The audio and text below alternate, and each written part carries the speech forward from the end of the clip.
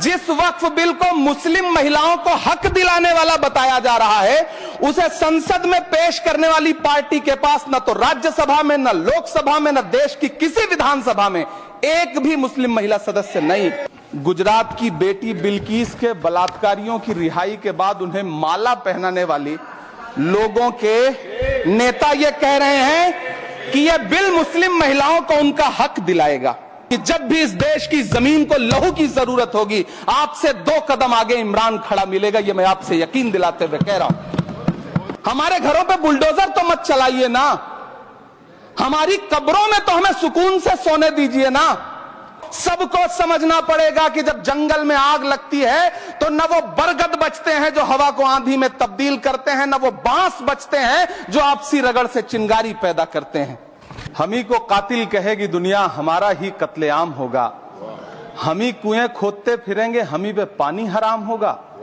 सभापति महोदय, सन 1947 में दिल्ली की जामा मस्जिद की तारीखी सीढ़ियों पर खड़े होकर के भारत रत्न मौलाना अबुल कलाम आजाद साहब ने कहा था कि मुसलमानों कहां जा रहे हो, यह है तुम्हारा मुल्क, यहां तुम्हारे आबाओ अजदाद की कब्रें हैं।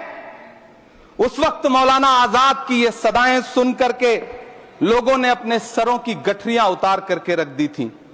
आज उसी दिल्ली में मौजूद देश की संसद में एक बिल आया है जो हमसे उसी जामा मस्जिद की सीढ़ियों के सबूत मांगेगा, जो उन्हीं सीढ़ियों के पास अपनी कब्र में सोए हुए मौलाना आजाद को फिर से कब्र से सदा देनी पड़ेगी कि ये जो कब्र है वो मेरी कब्र है, ये किसी सरकार की जागीर नहीं है। मैं वक्फ कानूनों में किए जा रहे संविधान विरोधी बदलावों के खिलाफ बोलने के लिए खड़ा हुआ हूं। संविधान का आर्टिकल 14 हो, 29 हो, 30 हो, चीख चीख कर कहता है कि देश में सब बराबर के हकदार हैं। आर्टिकल 26 कहता है कि सबको अपने अपने मजहबी कामों के लिए मंदिर, मस्जिद, गिरजाघर, गुरुद्वारों का निर्माण करने का हक है और उसका रखरखाव का भी हक है। लेकिन डॉक्टर बाबा साहब अंबेडकर के संविधान को हर दिन कुचलने वाली यह सरकार देश के मुसलमानों से नफरत में इतनी अंधी हो गई है कि खुलेआम देश की संसद में देश सरकार के माइनॉरिटी मिनिस्टर साहब और होम मिनिस्टर साहब झूठ बोलते हैं और देश को गुमराह करते हैं। झूठ शब्द असत्य बोलते हैं। सरकार ने इस बिल का नाम उम्मीद रखा है।